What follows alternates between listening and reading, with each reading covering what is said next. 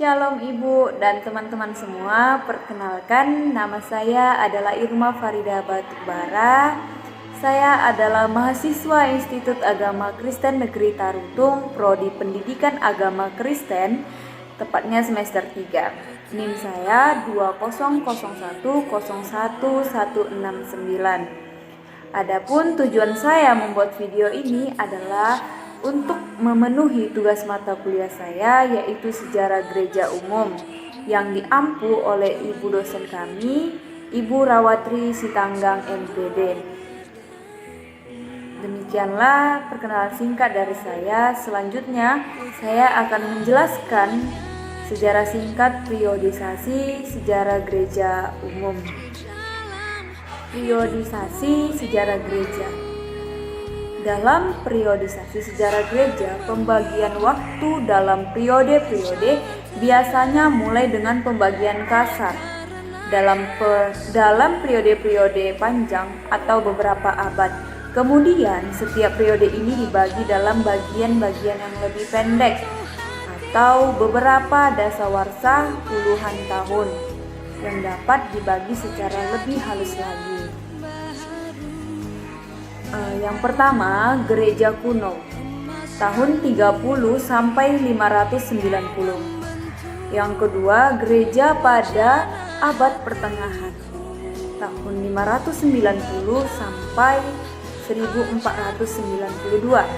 Yang ketiga, gereja pada zaman baru 1492. Dalam periodisasi sejarah gereja, kita bisa melihatnya dalam peta.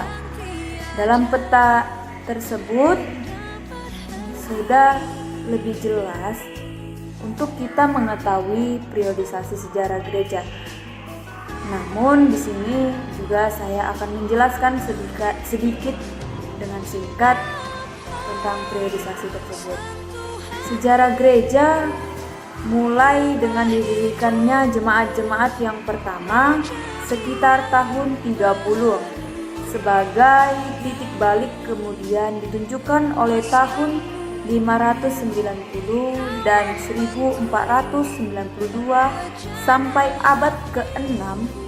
Gereja pada umumnya berada di dalam lingkungan Kekaisaran Roma. Tetapi pada abad ke-6, kekuasaan kekaisaran ini lenyap di Eropa Barat dan peranan yang dahulu dimainkan oleh kekaisaran Roma diambil alih oleh gereja yang dipimpin di Eropa Barat oleh Paus.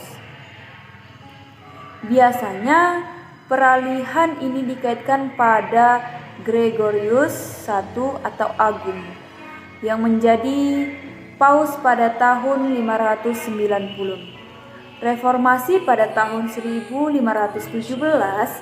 berarti lagi titik balik untuk gereja di barat. Teologia dibarui, sedangkan kesatuan gereja yang terwujud di bawah pimpinan Paus terputus.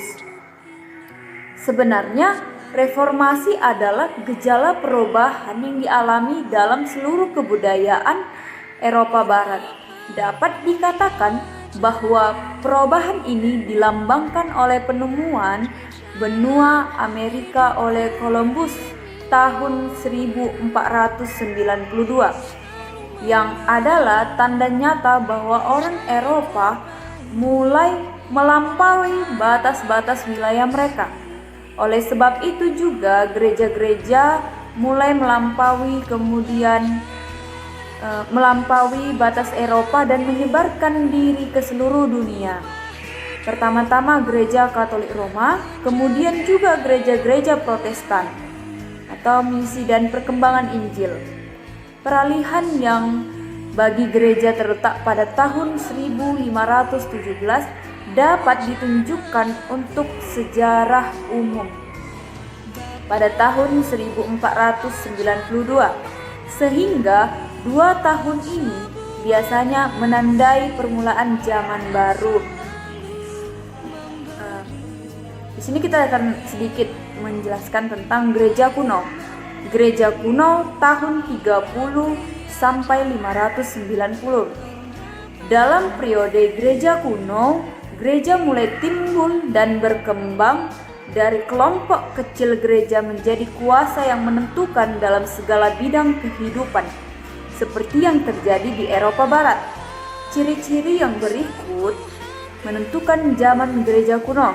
Yang pertama, dapat dikatakan dalam periode ini diletakkan dasar organisasi, tata ibadah atau liturgi dan ajaran gereja. Yang kedua, secara geografis gereja dalam periode ini pada umumnya berada di Kaisaran Romawi yang terletak di keliling Laut Tengah.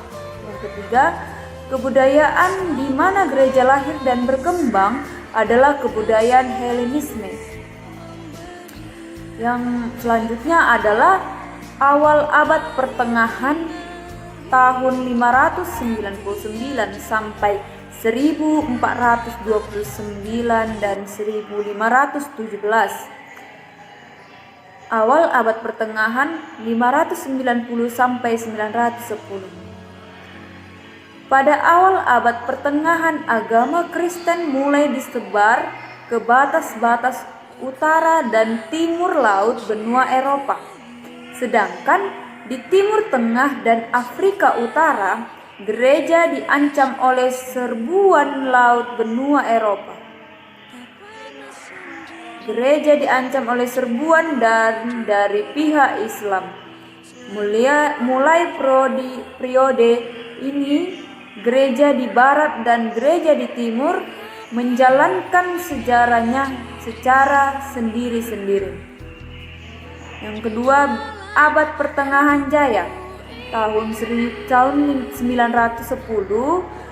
sampai lebih kurang tahun 1300. Seperti tercermin dalam nama periode ini, banyak perkembangan gereja selama abad pertengahan mencapai puncaknya pada zaman ini. Kebiaran memperkuat posisinya sebagai salah satu struktur pendukung kehidupan gerejani dalam teologi ditempuh jalan-jalan baru. Kedudukan gereja, terutama paus, pada bidang politik walaupun ditantang oleh jalan baru.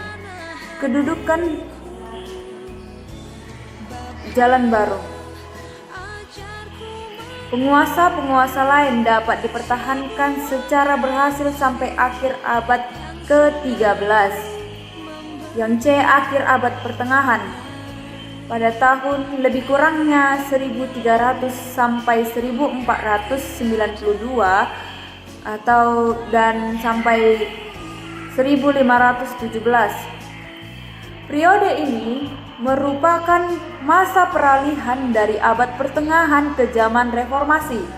Kepausan mengalami krisis, sedangkan penguasa duniawi makin lama makin menentukan kehidupan di wilayah mereka, termasuk kehidupan rohani. Sekarang kita beralih ke zaman baru atau masa kini, yang tahunnya adalah tahun 1492 dan 1517 sampai kini. Yang A, reformasi dan kontra-reformasi tahun 1492 dan 1517 lebih kurang sampai lebih kurang tahun 1650. Kritik terhadap gereja dan usaha untuk mereformasinya yang terlihat pada akhir abad pertengahan memuncak pada kritik yang diungkapkan oleh Martin Luther. Apa yang dikatakannya adalah begitu dasaria sehingga tidak dapat diterima oleh pimpinan Gereja Katolik Roma. Peristiwa ini tidak hanya menyebabkan bahwa gereja baru dibentuk, tetapi juga sangat mempengaruhi Gereja Katolik Roma sendiri yang melaksanakan kontra-reformasi. Yang B, pietisme dan pencerahan, yang tahunnya lebih kurang tahun 1650 sampai 1789. Sesudah reformasi dan kontrareformasi, gereja mencoba mengukuhkan dan memperkembangkan apa yang telah diperoleh dalam bidang ajaran dan kehidupan gerejani. Pada satu pihak terlihat kecenderungan untuk mempertahankan hasil reformasi dan kontrareformasi dan untuk mengatur kehidupan gereja sedemikian rupa hingga tidak menyimpang dari jalan yang telah ditetapkan terlebih dahulu. Yang selanjutnya, gereja sesudah revolusi Prancis yang tahunnya adalah tahun 1789 sampai kini. Pencerahan pada umumnya dan revolusi Prancis khususnya mengakibatkan perubahan dan perkembangan yang lebih pesat dari sebelumnya, baik dalam kehidupan masyarakat maupun dalam gereja. Iman Kristen makin lama makin ditantang dari sudut filsafat dan ideologi yang sesuai dengan jiwa pencerahan untuk menonjolkan otonomi manusia. Gereja-gereja harus mencari sikap perkembangan terhadap masyarakat yang begitu hebat. Demikianlah sedikit penjelasan singkat tentang sejarah gereja, tepatnya pada periodisasi gereja. Adapun kesalahan dalam penjelasan singkat saya ini, kiranya teman-teman, terkhususnya ibu, dapat memakluminya. Karena itu, saya terlebih dahulu meminta maaf terhadap hal tersebut. Demikian video saya ucapkan terima kasih untuk semuanya. Shalom.